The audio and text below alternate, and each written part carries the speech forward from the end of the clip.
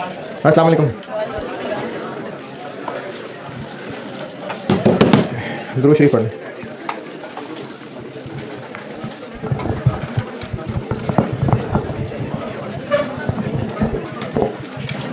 कल एक सवाल किया था बोर्ड पे और वही अगर किसी ने दोबारा कर लिया होता तो अच्छी बात थी।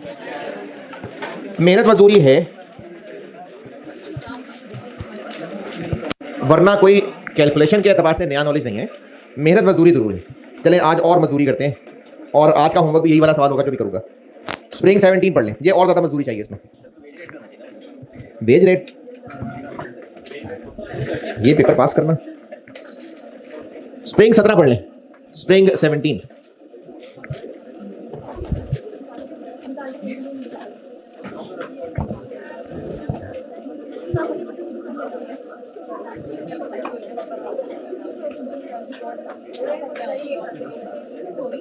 Spring 17 layer club.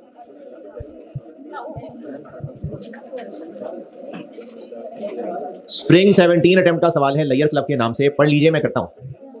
है जी, स्प्रिंग 2017।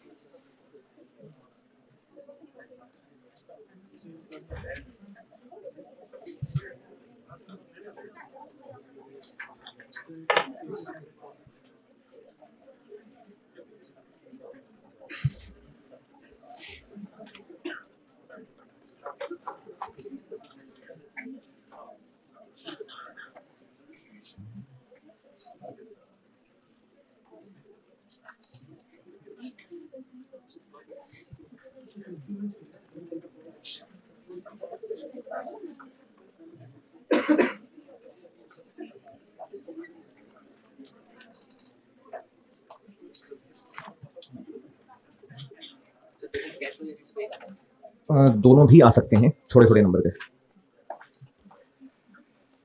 हाँ जी, पढ़ लिया होगा। अच्छा, अब इसमें काफी सारी मजदूरी है और मुझे जगह भी बहुत सारी चाहिए, तो आप खुद बना लें, मैं बोर्ड पे सिर्फ वर्किंग्स करूंगा। इनकम एंड एक्सपेंडिचर अकाउंट बना लें, टी अकाउंट बनाएं पूरा पेज तकरीबन और जगह छोड़ दें, और एसओएफपी बनाएं, हेडिंग्स दें और जगह छोड़ दें। वर्किंग करता हूं मैं बोर्ड पे। और ये जो पार्ट ए रिक्वायरमेंट है ना, ये फिर मैं आपको इस सवाल में सिखाता हूं कि कैसे होगा। तो part B, part C, part A के लिए जस्ट एक लाइन छोड़ दें।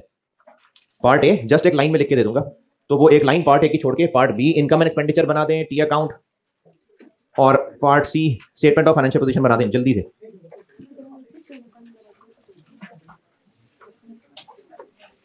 और जो अभी तक सवाल ही ढूंढ रहे हैं, स्प्रिंग 17 लेयर क्लब,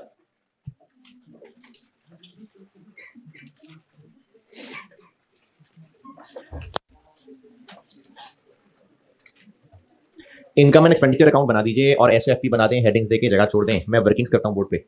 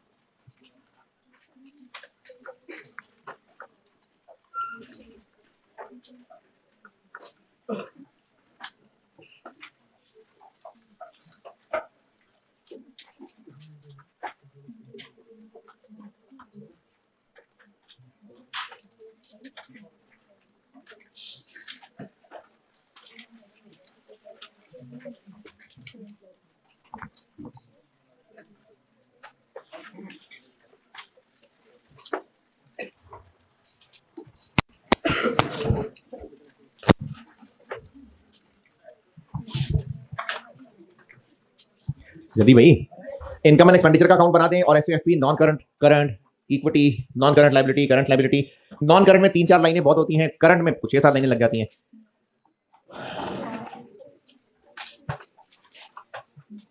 सवाल करने का तरीका, इनकम एंड एक्सपेंडिचर का फॉर्मेट बनाएं, पेज तकरीबन खाली छोड़ दें, एसएफपी का फॉर्मेट बनाएं, हेडिंग दें, जगह छोड़ दें, फिर आए वर्किंग्स में। और सबसे पहला काम ये ढूंढना है सवाल में कि क्या पिछले साल की बैलेंस शीट है। अगर है, जो कि कल वाले सवाल में थी, तो ठीक है। अगर नहीं है, इस सवाल में है, तो हमें ना वर्किंग्स में सबसे पहली कोशिश अब इस बात की करनी है कि हम ओपनिंग बैलेंसेस पूरे सवाल में से निचोड़ निचोड़ के लाके यहां लिखेंगे। ओपनिंग बैलेंस, ओपनिंग बैलेंसेस ढूंढते हैं।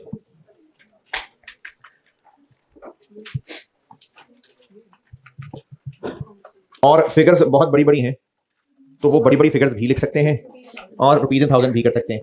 रुपीज इन थाउजेंड का सिर्फ और सिर्फ मसला इतना होगा कि चूंकि राउंड ऑफ कर रहे होंगे तो बैलेंस शीट टैली नहीं होगी, तो फिर दिल घबराएगा, तो पूरी ही लिख लेते हैं। वरना कोई मसला नहीं है, राउंड ऑफ किया होगा तो राउंडिंग ऑफ का डिफरेंस, उस पर कोई नंबर नहीं कटेंगे, लेकिन वैसे दिल घबराना शुरू हो जाएगा आपका बैलेंस शीट आउट देख के, तो इसकी पूरी फिगर ले लेता।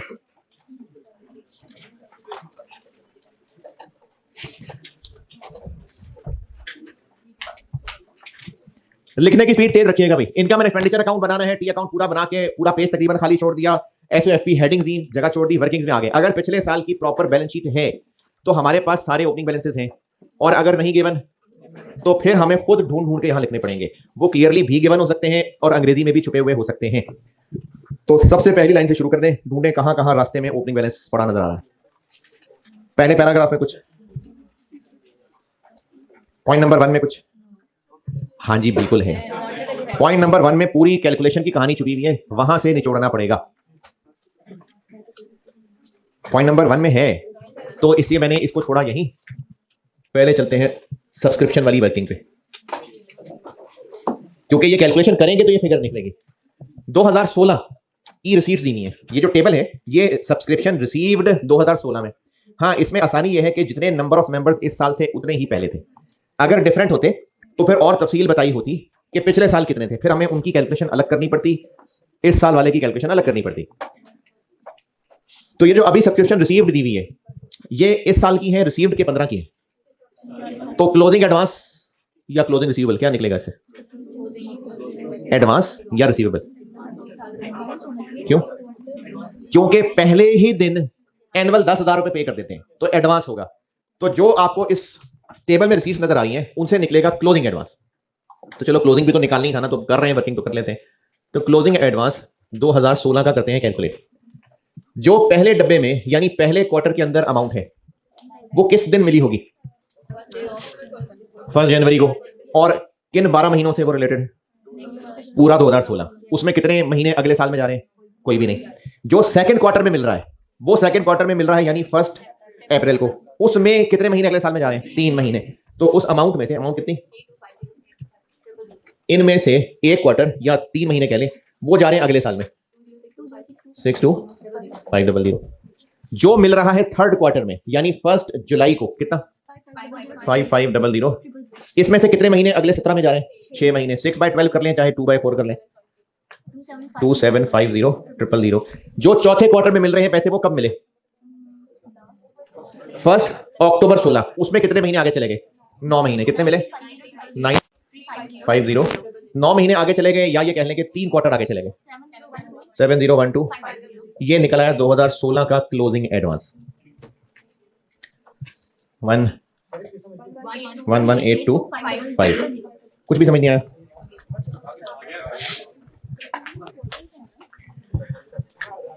ये 1/4 2/4 समझ नहीं आया, या कुछ भी समझ नहीं आया?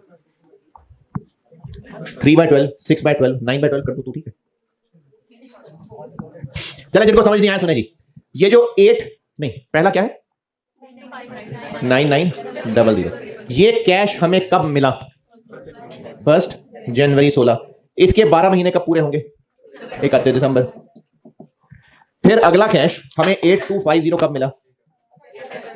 1 अप्रैल 16 को 8250,000। इसके 12 महीने कब पूरे होंगे? 31 मार्च 17 को। फिर हमें अगला जो 55 है वो मिला 1 जुलाई 16 को। कितना? लोग साल की फीस दे रहे हैं ना, साल की मेंबरशिप फीस है, तो इसके 12 महीने पूरे होंगे जाके 30 जून 17 को। और फिर हमें ये जो चौथा डब्बा है 1 अक्टूबर को मिला 9350,000। इसके 12 महीने पूरे होंगे 31 नहीं 30 सितंबर 17 को। और हम इस वक्त 2016 को सॉल्व कर रहे हैं। ये खड़े हम ये रेंट पे, तो इस नीले वाले में से 3 महीने आगे चले गए, लाल वाले में से 6 आगे चले गए, हरे वाले में से 9 आगे चले गए। वो क्लोजिंग एडवांस। हाँ जी, क्लोजिंग एडवांस। और यही लोग थे, इन्हीं महीनों में थे। पिछले साल भी इन्हीं लोगों ने इन्हीं महीनों में ऐसे ऐसे ही पैसे दिए हुए थे। यानी पिछले साल भी 3 महीने 6 महीने 9 महीने आगे आए होंगे। तो हमें इसी तरह का टेबल एक पिछले साल का भी बनाना पड़ेगा, और वो 9000 के हिसाब से बनाना पड़ेगा। और अगर आपको ये जो मैं ब्रैकेट में करने लगा हूं ये समझ आ जाए तो ये एक लाइन में सॉल्व हो जाएगा।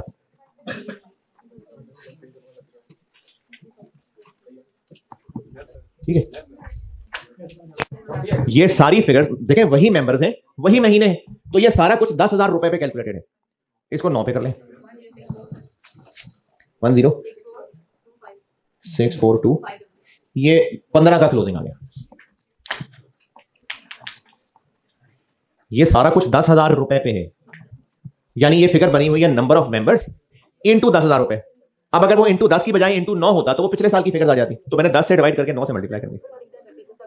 तो फिर आपको हर एक पे पहले नंबर ऑफ मेंबर्स निकालने पड़ते, 10,000 से डिवाइड करके, फिर 9,000 से मल्टीप्लाई करते तो पिछले साल की रिसीट्स आती, फिर उनको ये महीने करने पड़ते। तो ये बात शुरू हुई थी यहां से। ओपनिंग बैलेंसेस ढूंढ रहे थे, तो एडवांस सब्सक्रिप्शन का ओपनिंग बैलेंस आ गया 10642,500।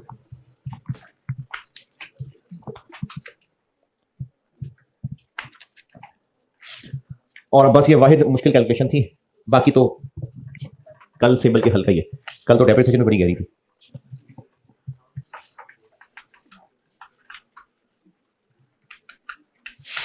नहीं खैर मैं कंपैरिजन नहीं करता, ऐसी किसी को लगेगा मुश्किल है, और बस एक नया सवाल है लोग।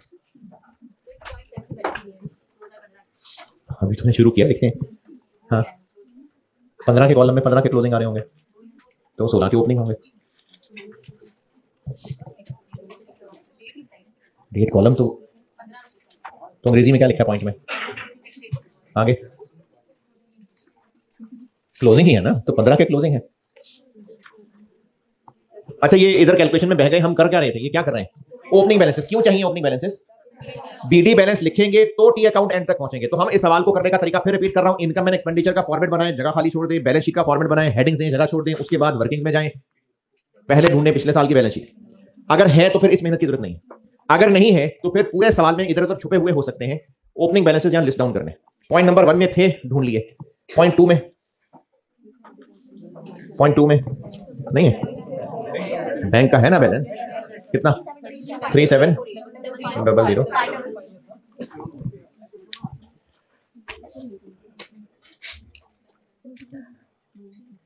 पॉइंट 3 में 15 का तो क्लोजिंग बैलेंस है नहीं। पॉइंट 5 जी पीपीई का ओपनिंग बैलेंस है 28 मिलियन। आगे कैश का ओपनिंग बैलेंस है, ओपनिंग 3 लाख। आगे जो क्लोजिंग 2015 के कह के दिए हुए हैं तो वो 16 की ओपनिंग है। क्या क्या है? क्रेडिटर्स 25 लाख, प्रीपेड रेंट 168,000 और टक शॉप यानी ट्रेडिंग एक्टिविटी आ गई, उसका स्टॉक है 23 लाख। ये हो गए ओपनिंग बैलेंसेस।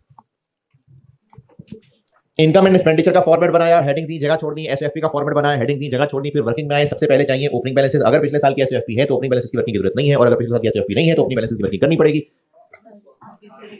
लेकिन जब ये सारे बैलेंसेस ढूंढ लिए तो आप इसको टोटल करेंगे तो टैली नहीं होगा। 99.99% बल्कि तकरीबन 100% ये मिसिंग फिगर हमेशा कैपिटल फंड हुआ करेगी, अनलेस के सवाल में कुछ और ना गाइड किया। ये बैलेंस टैली नहीं होगा, या तो आपने वैसे ही गलत चुने होंगे, और अगर सही चुने होंगे तो आप देख लीजिए ना, यहां एसेट्स आ रहे हैं, लायबिलिटीज आ रही है, कैपिटल फंड कहां है, वो बैलेंस करके निकलेगा। ये जो ओपनिंग बैलेंसेस होते हैं ये पिछले साल की एसओएफपी की फिगर है ना, तो एसओएफपी में इक्विटी, लायबिलिटी और एसेट्स होते हैं, तो एसेट्स लायबिलिटीज लिख दिए। अब अगर आप डिफरेंस देखेंगे तो वो कैपिटल फंड ही होगा जी।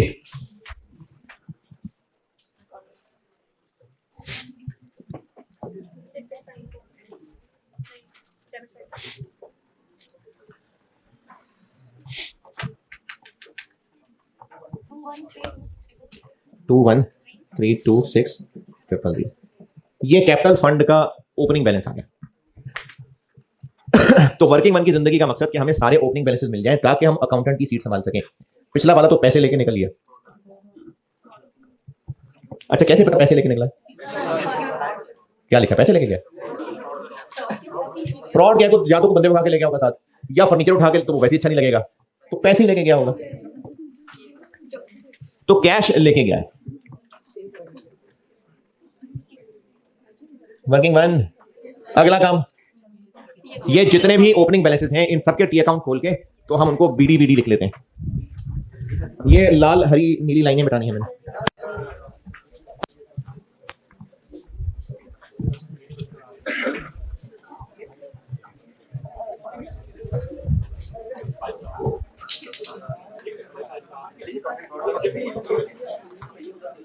छोटा हो तो ये नहीं होता, बड़ा होता है।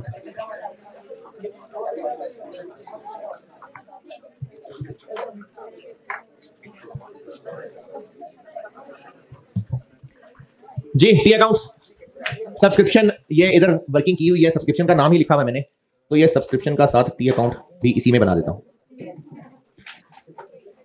ये सब्सक्रिप्शन की खोली हुई है ना वर्किंग। ये बीडी कहां, किधर? 1064250। और बैंक, बैंक का टी अकाउंट बनाए? नहीं, प्रॉपर टी अकाउंट बना हुआ है, पीपीई।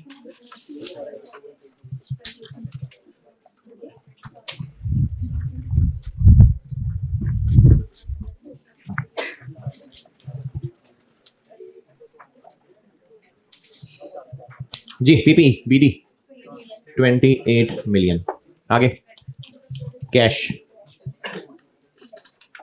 अच्छा, कैश की वर्किंग नॉर्मली थोड़ी ज्यादा जगह चाहिए होती होगी, बीडी 3 लाख।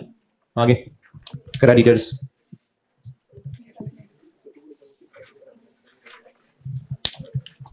क्रेडिटर्स का बीडी। अच्छा, ये मेहनत मजदूरी का सवाल तो है, लेकिन इसमें ना आपको प्रैक्टिस से ये ज्यादा क्लैरिटी आएगी कि जब मैं एंड पे इसको समेटूंगा तो किस टी अकाउंट में से बैलेंसिंग फिगर को क्या कहना है, ये प्रैक्टिस से ही बेहतरी आएगी। अभी मैं सिर्फ क्या कर रहा हूं कि जितने ओपनिंग बैलेंसेस थे इनको टी अकाउंट में फैला रहे हैं। अच्छा, अगर आप में से कुछ चीता चीतियां हैं और उनको लगता है कि ये टी अकाउंट की तो टाइम जाया होगा, तो हम डायरेक्टली वर्किंग करके चल सकते हैं, तो चल लें। ये को टी अकाउंट बनाना लाजमी नहीं है, लेकिन मैंने ये इसलिए बनाया है कि सब बच्चे सवाल कंट्रोल कर पाएंगे अगर तरतीब से चल लें तो। फिर भी अगर कोई चीता चीती डिफरेंट करना चाहे तो जरूर करें। कोई चीता चीती, घोड़ा गधा जैसे जो।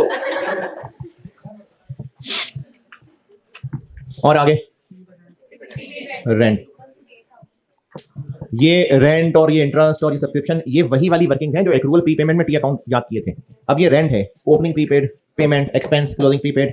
तो ओपनिंग प्रीपेड है इस साइड पे 168000। आगे चले, ये यहां तक पहुंचे रेंट तक, फिर स्टॉक बताता हूं। पहले यहां तक पहुंच जाए जल्दी।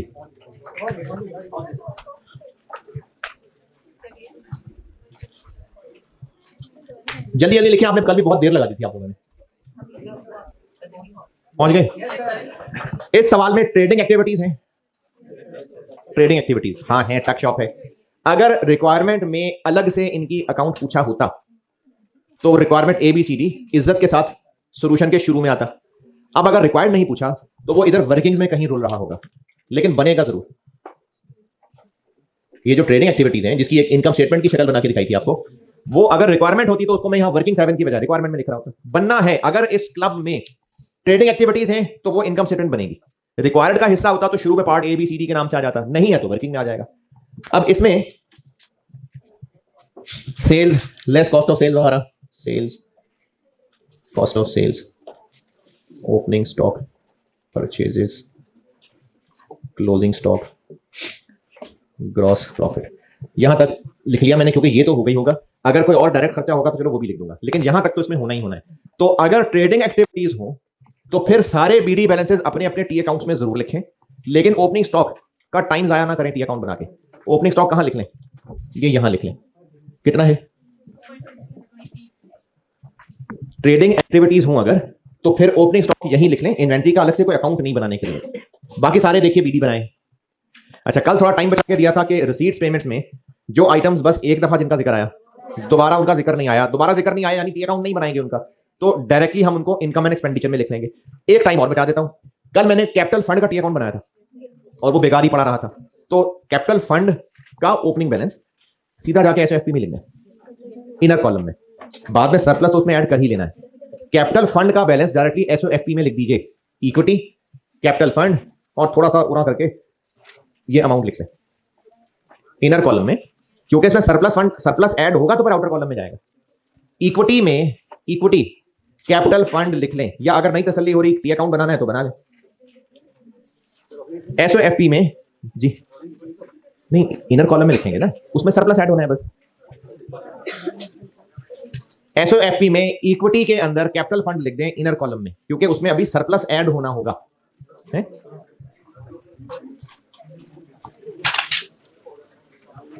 जल्दी जल्दी भाई, BD लिखे, अभी तो सवाल खेलना बाकी है यहां तक। अब अगला काम, सारे अकाउंट बना के सारे BD बैलेंसेस लिख लिया। अब अगला काम सारी ट्रांजैक्शंस का डेबिट क्रेडिट करके चलता है। तो पहले पैराग्राफ से शुरू कर देते हैं। पहले पैराग्राफ में चलिए, बस अकाउंटेंट के जाने का कहा है। पॉइंट नंबर 1, इसमें कोई ट्रांजैक्शन जी, रिसीट्स। रिसीट्स यहां पर ना एक बड़ा ट्रिकी पॉइंट था जो मुझे ख्याल में स्टूडेंट से मिस हो गया होगा। पॉइंट नंबर 1 में है सब्सक्रिप्शन रिसीव्ड। ये सारे जो 4 डब्बे बने हुए हैं ये सब्सक्रिप्शन रिसीव्ड है। इनका टोटल हुआ है, करके देखें जरा।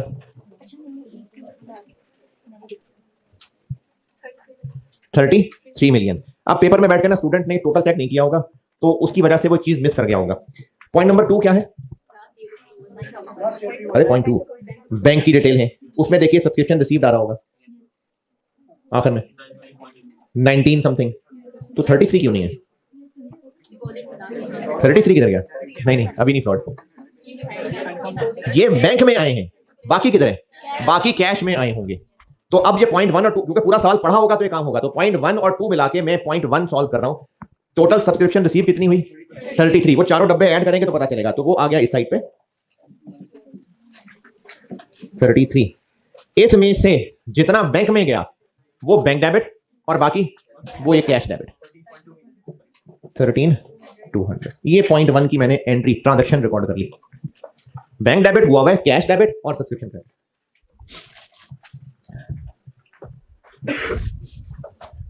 अब आए पॉइंट 2 पे।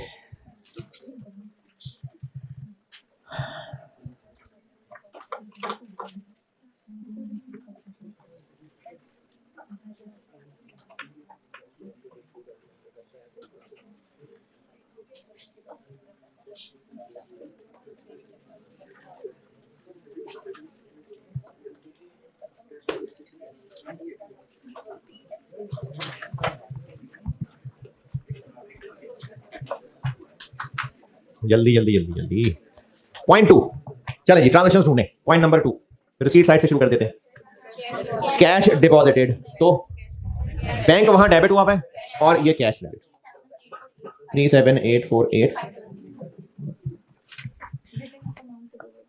आगे ये पुराना कोई बैड डेट था वो रिकवर हो गया, तो पुराना बैड डेट अब रिकवर हो जाए तो बैंक डेबिट और बैड डेट क्रेडिट। तो बैंक तो हुआ है, इनकम्स में जाके राइट ऑफ रिकवर्ड लिख लें।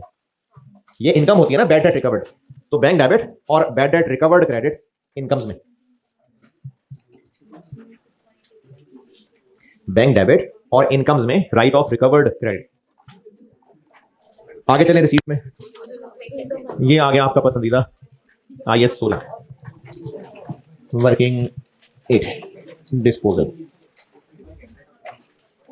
जी। बैंक डेबिट और डिस्पोजल क्रेडिट कितना 750,000। चलें आगे, कर लिया। पेमेंट वाली साइड पे आ जाए। इंश्योरेंस का सवाल में दोबारा जिक्र, तो फिर इंश्योरेंस एक्सपेंस डेबिट और bank credit. Income and expenditure में इंश्योरेंस एक्सपेंसेस में लिख लें और बैंक क्रेडिट हुआ है। आगे रेंट, ये रेंट ये 42, ये रेंट डेबिट। आगे यूटिलिटीज का सवाल में कहीं जिक्र दोबारा नहीं है, तो वो एक्सपेंसेस में लिख लें, यूटिलिटीज एक्सपेंस डेबिट और बैंक क्रेडिट हुआ है।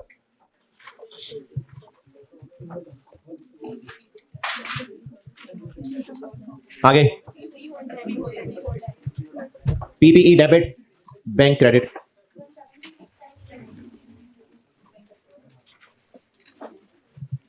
PPE debit bank credit. और कैश विड्रॉ हुआ है तो कैश डेबिट और बैंक क्रेडिट 6120,000। और payment to creditor, creditor debit 18155,000। Creditor debit bank credit. चले यहां तक रुके, जरा तेजी से बढ़ गई गाड़ी आगे। यहां तक रुका हुआ मैं, क्रेडिटर तक पहुंचे फिर चलते हैं आगे। अच्छा, जिन अकलमंद बच्चों को लगता है कि हमने घर जाके खुद तो कर ही लेना है, तो अभी भी लिखेंगे, कम से कम स्पेस मैनेजमेंट आएगी, राइटिंग सही होगी, वर्किंग्स बनानी आएंगी, तो साथ साथ भी लिख लिया करें। हाँ, अगर बिल्कुल ही दिमाग बंद हो जाता है साथ साथ लिखते हुए तो ठीक है, फिर ना लिखें, लेकिन सुस्ती के मारे हैं तो फिर ऐसे ना किया करें यार। जो लिख रहे हैं साथ साथ, मैंने ये अभी ब्रेक लगाई है क्रेडिटर तक, यहां तक पहुंचे जल्दी जल्दी।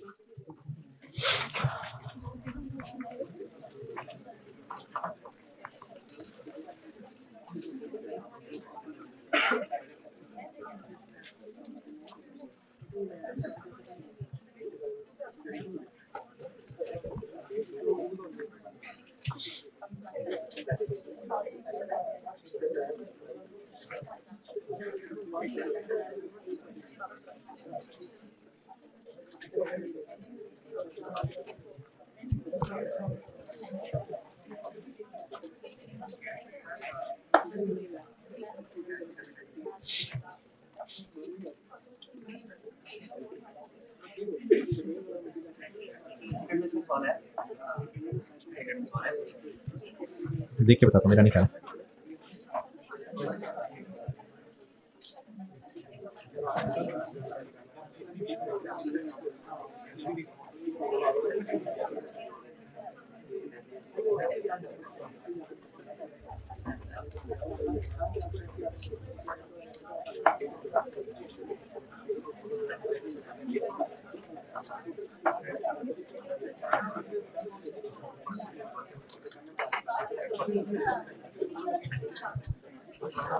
पहुंचे आगे। पेमेंट में क्या है, रिपेयर मेंटेनेंस का सवाल में दोबारा जिक्र, तो फेंक दें इसको इनकम एक्सपेंसेस में।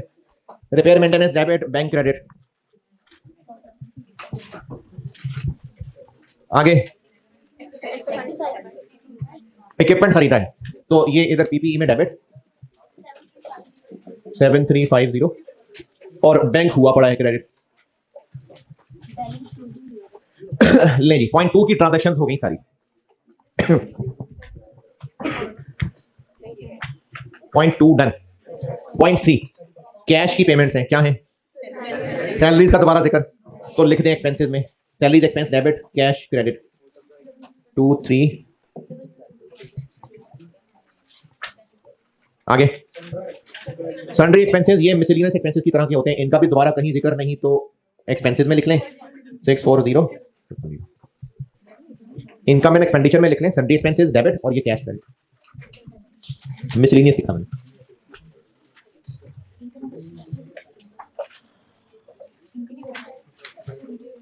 पॉइंट 3। Point number 4। पॉइंट 4 तक शॉप के बारे में बताया हुआ है कि हम वहां 20% मार्जिन कमाया करते हैं। ठीक है, होगा कहीं इस्तेमाल। आगे 5 लाख रुपए की गुड्स जल गई। गुड्स लॉस्ट या एबनॉर्मल लॉस जो मर्जी लिख लें। गुड्स लॉस्ट डेबिट और purchases credit. Purchases credit periodic system है। कैसे पता periodic system? By default periodic ही होता है। गुड्स लॉस्ट डेबिट और purchases credit. Goods lost debit, purchases credit. Goods lost debit कहां लिखूं? इनकम एंड एक्सपेंडिचर में एक्सपेंसेस लिख दें। गुड्स लॉस्ट 5 लाख की, और परचेजेस क्रेडिट कहां लिखूं? चाहे तो यहां ब्रैकेट में लेस कर दें और चाहे तो एक वर्किंग लाइन बना के परचेजेस का अकाउंट बना के उसमें कर दें credit. 5 lakh goods lost debit, purchases credit. Point 5। Point 5 point 5 ये आपके बचपन जवानी का साथी IAS 16 और रिड्यूसिंग बैलेंस मेथड की रखें तो ये ऐसे निकाल लेंगे आप। Working 10 depreciation. Reducing balance method है तो हमें पहले अलग चलाना पड़ता है डिस्पोजल वाले को। ये निकलेगा तो फिर डेप्शन फॉर द ईयर निकलेगी, और इसको लाना होता है पहले साल के शुरू पे, तो वो मेहरबानी साल के शुरू का ही बताया हुआ है। 8 लाख ये आपको बता दिया हुआ है। 8 लाख इस साल ये कितने महीने जिंदा रहा? तो 8 लाख 20% 3/12 40,000, और जब ये बिका तो इसकी बुक वैल्यू बन गई 760। रिड्यूसिंग बैलेंस मेथड है तो डिस्पोजल वाली कैलकुलेशन पहले करेंगे तो फिर डेप्रिसिएशन फॉर द ईयर निकलेगी। 8 लाख गिवन है और ये 3 महीने और इस्तेमाल होके बिका है।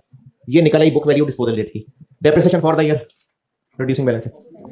रिमेनिंग ओपनिंग पे पूरा साल, तो साल के शुरू में बुक वैल्यू थी कितनी? 28। क्या माइनस करूं? 8 लाख, और उस पर लगा देंगे 20%। 5440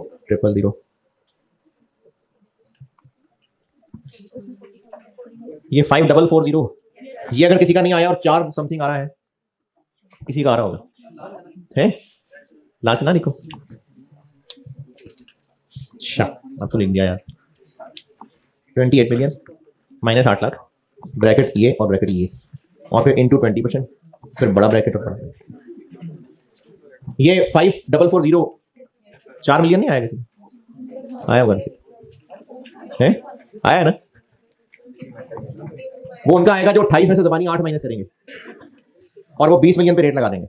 आता है बच्चों को आ जाता होता है 4 मिलियन। ये 28 मिलियन में से 8 लाख माइनस करना है, और डिस्पोजल पे 40, और एडिशन पे, एडिशन नहीं है कहीं, इक्विपमेंट है ना खरीदा, तो इक्विपमेंट कितने का खरीदा? 7350000 इंटू 20%, और ये कितना अरसा मौजूद रहा? 3 महीने। 367,500। तो डेप्रिसिएशन फॉर द ईयर आ गया 5847। ये हमारी IAS 16 की होगी कैलकुलेशन। अब इसका डेबिट क्रेडिट बनाते हैं। ये कैलकुलेशन चेक कर लें, यहां तक कोई मसला है तो पहले शर्म आनी चाहिए आपको।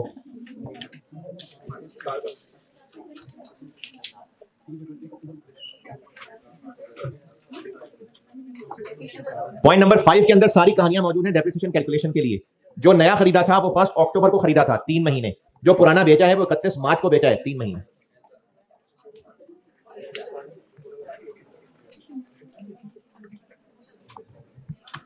क्या नहीं नजर आ रहा?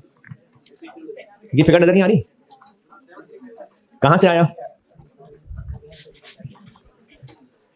पॉइंट नंबर 5 में लिखा भी हुआ है ना, दूसरा सेंटेंस 1 अक्टूबर को खरीदा था, तो ये वही है जो वहां लिखा हुआ हमने। चलिए इनका डेबिट क्रेडिट बताएं। डिस्पोजल का क्या करूं? 760 नहीं, वो कैश हो गया। 760 यहां पीपी से निकल जाएगा और इधर डिस्पोजल में आ जाएगा। और डेप्रिसिएशन एक्सपेंसेस में लिख लें, डेप्रिसिएशन डेबिट और PPE credit. Income and expenditure में एक्सपेंसेस में लिख लीजिए डेप्रिसिएशन डेबिट और ये पीपीई क्रेडिट।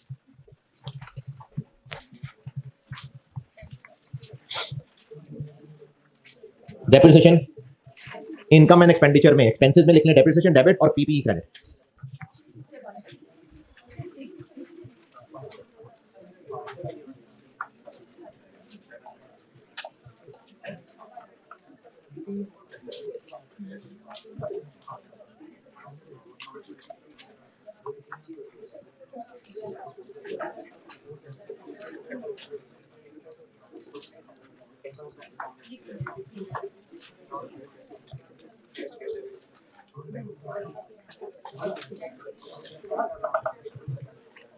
पॉइंट 5 0.6 में कैश का आ गया सीडी, तो ये इधर कैश में आ जाएगा सीडी। 0.7 क्रेडिटर्स का सीडी 33 333 0 000 और प्रीपेड रेंट का सीडी 175 और स्टॉक। ये प्रीपेड रेंट के सीडी तक पहुंचे, फिर स्टॉक के बारे में बताता हूं एक बार। इनकम एंड एक्सपेंडिचर का फॉर्मेट बनाया, हेडिंग दी, जगह छोड़ दी। एसओएफपी का फॉर्मेट बनाया, हेडिंग दी, जगह छोड़ दी। फिर वर्किंग्स में आए। अगर पिछले साल की एसओएफपी गिवन थी तो ओपनिंग सारे हैं, नहीं थी तो सारे सवाल को ढूंढ ढूंढ के ओपनिंग बैलेंसेस लिस्ट डाउन किए, और जब ओपनिंग बैलेंसेस लिस्ट डाउन किए तो एक एंड पे बैलेंसिंग फिगर निकलेगी, वो कैपिटल फंड होगा। उसके बाद जितने बीडी थे वो सब के सब टी अकाउंट में बीडी लिखे। फिर सारी ट्रांजेक्शन डेबिट क्रेडिट पूरी की है, और जब सारी ट्रांजेक्शन पूरी कर दी तो सबसे आखिरी काम सीडी बैलेंसेस रेलिवेंट जगह लिख लिए। अब असल आर्ट है इस सब को समेटना है। हाँ जी, क्या हुआ? कैमरा किस तरफ? उस वाली, वो आखिरी शीट पे नहीं कुछ लिख भी रहे थे बैठ के? सीरियसली?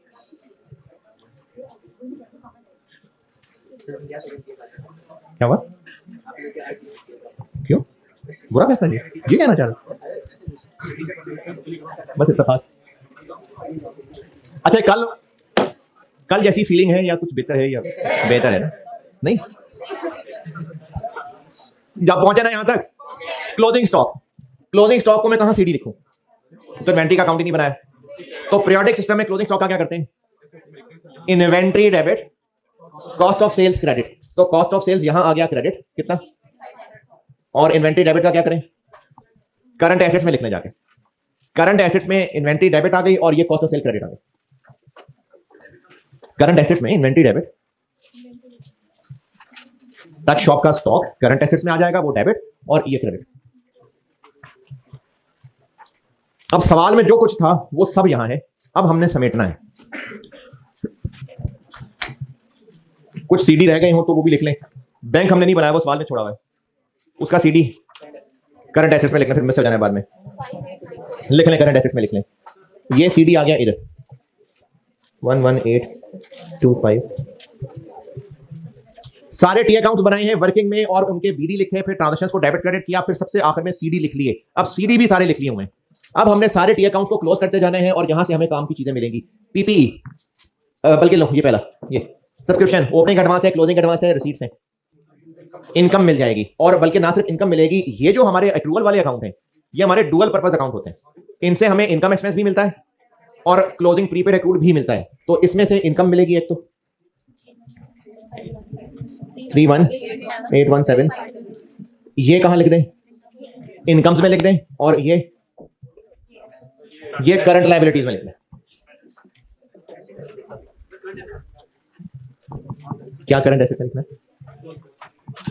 मैंने कहा करंट एसेट में लिखना है, वो तो पिछली बात थी। वो मैंने बैंक के बारे में कहा था कि जो बैंक का टी अकाउंट है, अरे तो बड़ी देर में पहुंची आवाज, नहीं ज्यादा देर हो गई।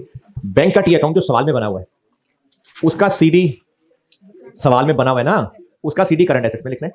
उसके बाद मैंने इसको क्लोज किया है, इनकम निकली बैलेंसिंग फिगर। अब हमारे इस एक्रूअल प्री पेमेंट वाले अकाउंट से दो चीजें मिलती हैं, income expense for the year और प्रीपेड अक्रूड। ये इनकम और ये करंट लायबिलिटी टोटल कर लें यार, 31817,500। पता नहीं सही है कि नहीं। ये फिगर इनकम एंड एक्सपेंडिचर में सब्सक्रिप्शन इनकम और ये करंट लायबिलिटीज में एडवांस सब्सक्रिप्शन। बाकी पीपी से क्या मिलेगा, बीडी है, एडिशन है, डिस्पोजल है, डेप्रिसिएशन है, सीडी 4-5। ये कहां लिखें, ये नॉन करंट एसेट्स में लिख लें।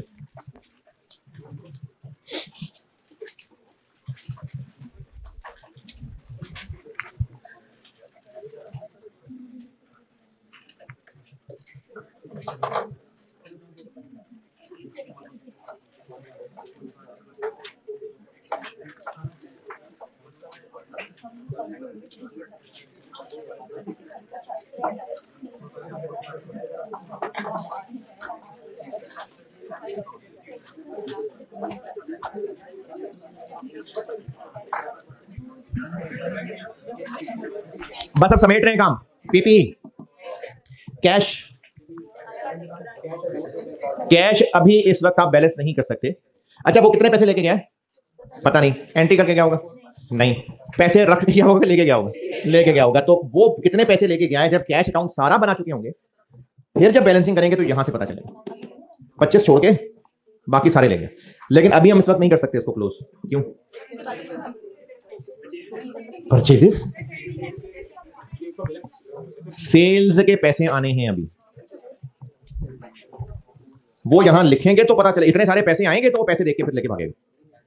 कैश अभी यहां छोड़ दिया, आगे चलते हैं। क्रेडिटर बीडी है, सीडी है, पेमेंट्स है, बीडी सीडी पेमेंट्स। क्रेडिटर्स क्या पता चल जाएगा, BD CD payments, BD CD payments, balance तो ये। हाँ हाँ, क्रेडिटर से सेल पता चल जाएगी, परचेजेस पता चल जाएंगे।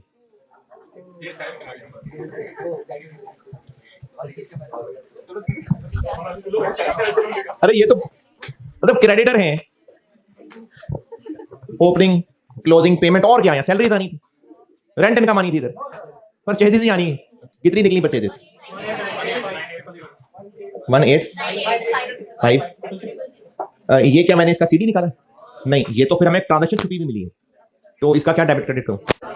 Creditor credit, purchases debit.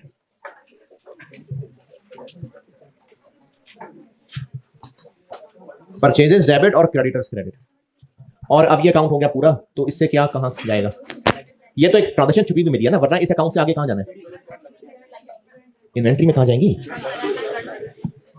Creditors का सीडी करंट लायबिलिटीज।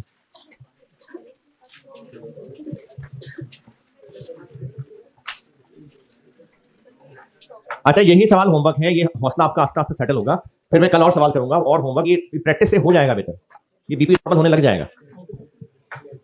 क्रेडिटर से आगे रेंट, ओपनिंग प्रीपेड है, पेमेंट है, क्लोजिंग प्रीपेड है। ये एक्सपेंस की फिगर निकलेगी यहां 4193। बताएं इस मल्टीपर्पज अकाउंट से कहां कहां क्या क्या मिला है? ये जाएगा रेंट एक्सपेंस और ये करंट एसेट्स में prepaid rent, rent expense expenses में और प्रीपेड रेंट करंट एसेट्स में।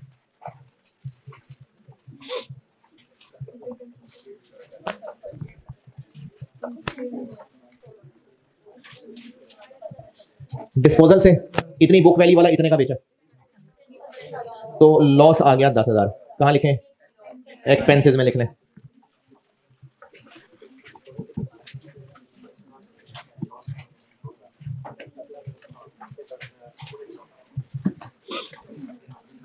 अब ये नेट परचेजेस कहां ले जाए? यहां से ये इधर ट्रेडिंग में कितनी 18485,000 ये ले जाते हैं ऊपर ट्रेडिंग में 18485,000 और ये हो गया पूरा। बस जो जो कर सकते थे कर लिया, अब और गौर करें क्या कर सकते हैं। इधर से क्या हो रहा है, यहां से कॉस्ट ऑफ सेल्स मिल जाएंगी 18285, ये कॉस्ट ऑफ सेल मिल गई। और पॉइंट नंबर 4 में जो है साइंस लिखी है 20% वाली, ये हिंट दिया था ताकि हम यहां से सेल्स तक पहुंचे। 20% मार्जिन है, मार्जिन सेल 100 होती है तो इसका मतलब ये 80%, तो सेल्स तक पहुंचे 192142 नहीं है, नहीं है ये फिगर ठीक है 1828500 ये 80% है 228562 ये हमें एक पहेली मिली। अब ट्रांजेक्शन क्या है ये सेल्स क्रेडिट कैश डेबिट। ये आए हैं वो पैसे जिनको लेके फिर उसकी नीयत खराब हुई और वो भागा 22856250 कैश डेबिट और सेल्स क्रेडिट। अब हम ये कैश अकाउंट बैलेंस कर सकते हैं। अब इसका बैलेंस देखिए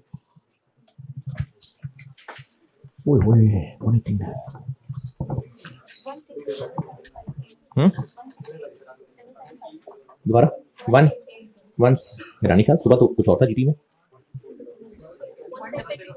16627। अब ये हमें बैलेंसिंग फिगर मिली। इतना कैश चोरी हुआ है, क्या डेबिट क्रेडिट, उसको कैश लॉस्ट भी कह सकते हैं, लॉस ड्यू टू फ्रॉड भी कह सकते हैं। तो कैश लॉस्ट एक्सपेंस डेबिट और कैश क्रेडिट, तो ये एक्सपेंसेस में लिख लें। कैश लॉस्ट ठीक है, लॉस फ्रॉम फ्रॉड जो मर्जी लिख लें, वो आ गया एक्सपेंसेस में। और एक्सपेंसेस में लिखने के अलावा इससे ऊपर मैंने कहा था पार्ट ए एक लाइन छोड़ दें, तो वहां लिख लें loss from fraud 16 part A कहा था सिर्फ एक लाइन छोड़ दें, उस लाइन में ये लिख लें बस। हाँ यही वैल्यू लिखेंगे ना।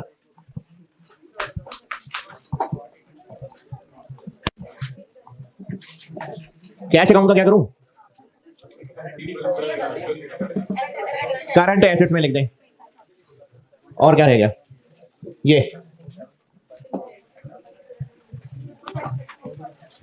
45712 ये क्या आ गया profit from trading activities incomes में लिख लें। Profit from trading activities income में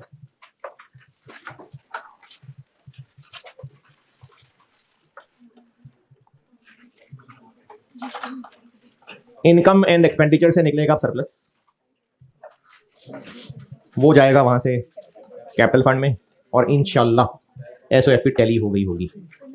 यही सवाल आपका होमवर्क है और ये प्रैक्टिस प्रैक्टिस प्रैक्टिस बेहतर होता जाएगा। चले ठीक है जी, अल्लाह हाफिज़।